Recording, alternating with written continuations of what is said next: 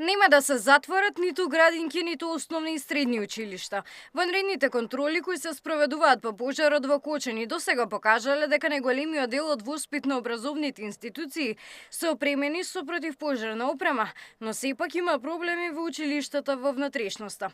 Некои немаат ПП апарати, други да имаат не биле редовно одржувани. Се наоѓа противпожарна опрема во сите училишта, меѓутоа кај некои училишта во главно во внатрешноста на земјата се случува тие апарати треба еднаш годишно да се проверат, да не биле проверени во текот на годината, па ќе се допроверат.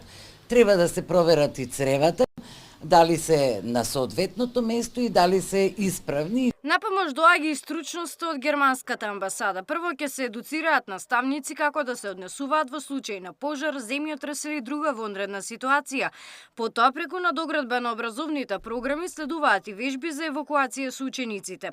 По фаталната несреќа во дискотеката Пулс, алармот го вклучуваат и студентите. Бараат службите да ги проверат сите студентски домови, но и сите факултети, дали имаат доволен број на ПП апарати, функционални хидрантски мрежи и соодветни планови за евакуација. Од студентскиот дом Пелагонија и студентскиот дом Гоце Делчев добивме одговор веќе дека се прават такви дека се направени такви проверки, дека се е во ред во однос на безбедноста и во рамки на зградата на ректоратот од единиците на универзитетот. Се уште немаме добиен одговор, вчера го испративме барањето и чекаме одговор од студентскиот дом Сеники.